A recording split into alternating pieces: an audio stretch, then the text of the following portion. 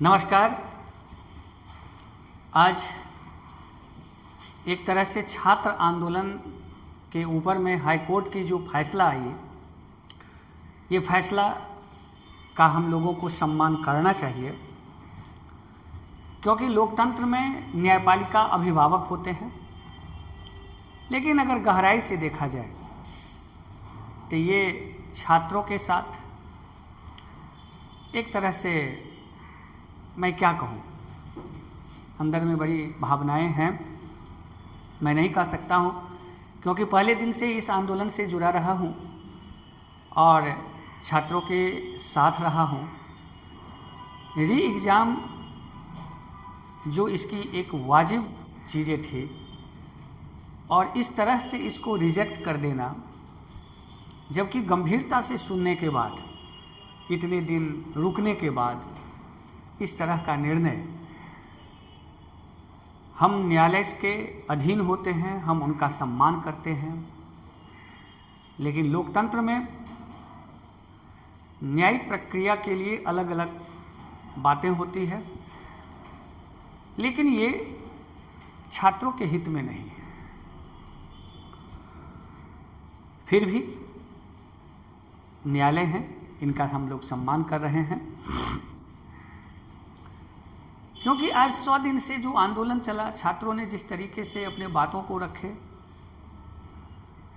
और न्यायालय ने जितनी गंभीरता से बातों को सुनी, ये सराहनीय है। उन्होंने सुना, क्योंकि गार्जियन की तरह उन्होंने भूमिका निभाया।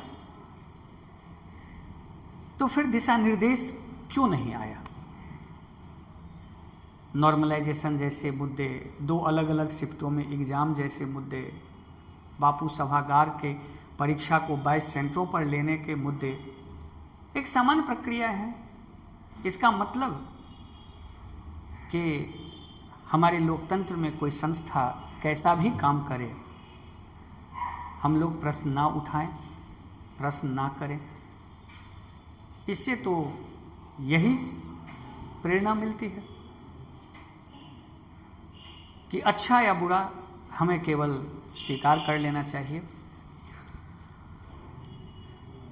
कुल मिलाकर यही कहेंगे कि 70वीं पीटी का एग्ज़ाम रद्द नहीं हुआ। आयोग इस पर क्या और दिशा निर्देश दिए हैं, ये भी आगे देखेंगे। लेकिन ये जो मामला है, ये जो निर्णय हुआ, ये संतोषजनक नहीं है और छात्रों के हित में कुछ न कुछ आना चाहिए। अगर री एग्ज़ाम नहीं तो कम से कम रिजल्ट ही सही, कुछ प्रक्रियाएं तो होनी चाहिए। सीधा एक सिरे से खारिज कर देना, तो फिर इतने दिन समय लेने के क्या औचित्य थे? वैसे माननीय है, महामहिम हैं, उनके निर्णय जो होते हैं वो सर आँखों पर है, उनकी अवमानना नहीं की जा सकती और न मैं कर रहा हूँ। लेकिन छात्रों के बारे में भी कुछ होना चाहिए, सोचना चाहिए, क्योंकि लोकतंत्र में लोगों को कोर्ट से बड़ी उम्मीद होती है। हर जगह पर लोग हार जाता है तो लोग यही सोचता है कि मैं अब कोर्ट से जाऊंगा और अपने बातों को रखूंगा। विशेष मैं नहीं कहूँगा, चूँकि मैं कहने की स्थिति में नहीं हूँ, मेरे शब्द नहीं निकल रहे हैं। हम केवल यही कहेंगे